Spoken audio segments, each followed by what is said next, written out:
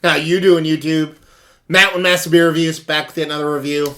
A little bit of New England style-ish double IPA action in the form of Half Acre Brewing's Navaja? Probably butchering that. Navaja? Navaja?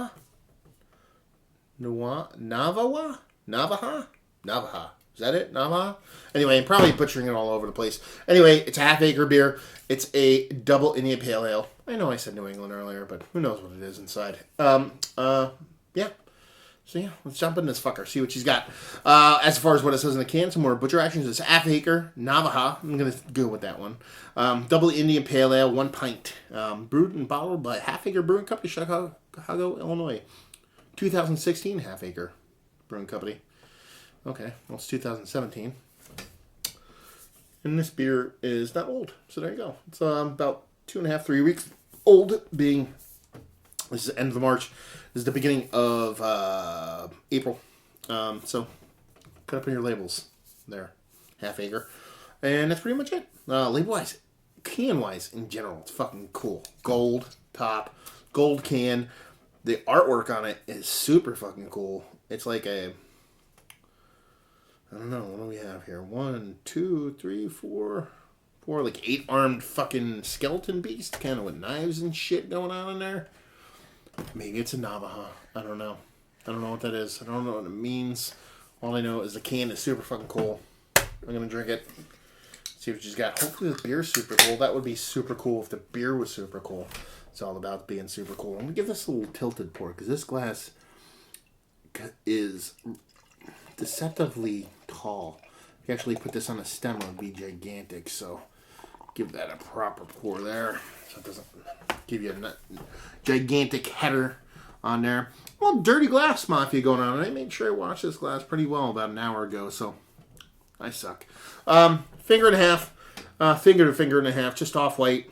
Pretty rocky top to it. Pretty rocky bubbles on the edge too.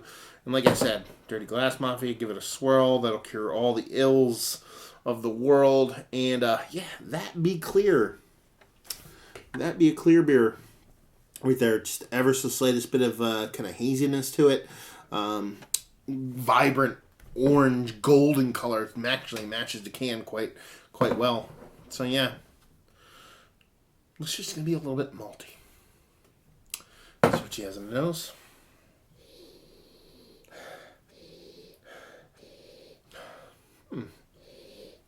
It's like pineapples and peaches. Had a baby. A little bit of sweet malt. And a little bit of kind of vegetal thing going on there too. Yeah, it smells nice. It smells like I don't want to say it's like bunkweed, but like less than midi weed with a little bit of peaches and just a little bit of pineapple going on. Nothing too vibrant, sweet, but pretty delectable so far if you're into those kind of things. Let's give her a chug, see what she's got. Way more bitter than you'd expect based off of the nose. Yeah.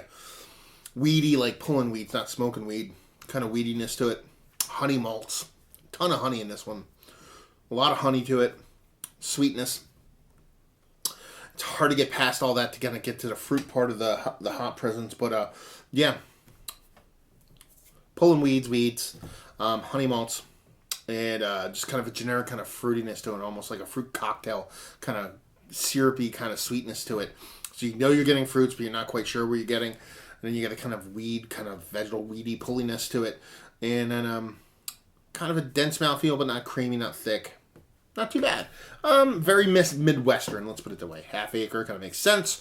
You know, that they're in Chicago, but it's kind of like your New England style sensibilities with a little bit of kind of West Coast going on, which is pretty much your Midwest hop presence. You know, when you're talking about these guys, you're talking about your Pipeworks, you're talking about breweries like that. I typically get that kind of vibe off them. A little bit of West, a little bit East, but kind of ramped up sweetness with a little bit of kind of fucking sweet fruitiness going along with it. Not too shabby. But at the same time, not my favorite style of IPA, let's put it that way. Or even double IPA. So yeah, let's talk about it. Is it one of the better double IPAs that I've had as of late? No, just because doesn't skew to the style that I like.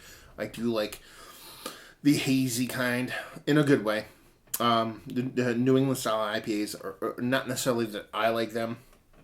They're made in a way that kind of just works for me, which I guess is the same thing. And this has a little bit of that going on, but too much kind of bitterness and too much kind of syrupy kind of overt sweetness that doesn't really work for me. Value and availability. I think I paid $15 for a 4-pack. It's going right when you're talking about pounder cans at this point. And just say if you like what we like this. Oh, availability. It's out in upstate New York, but I don't know where else it's going to hit because I think it's relatively new. And just say if you like what we like this.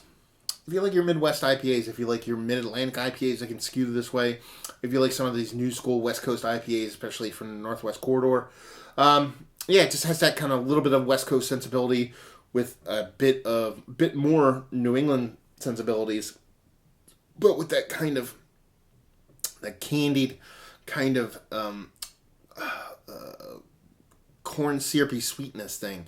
Not trying to put it down with that. It doesn't come off corn syrupy, but it's just a little bit more like corn syrup sweet, because I can't think of another word right now.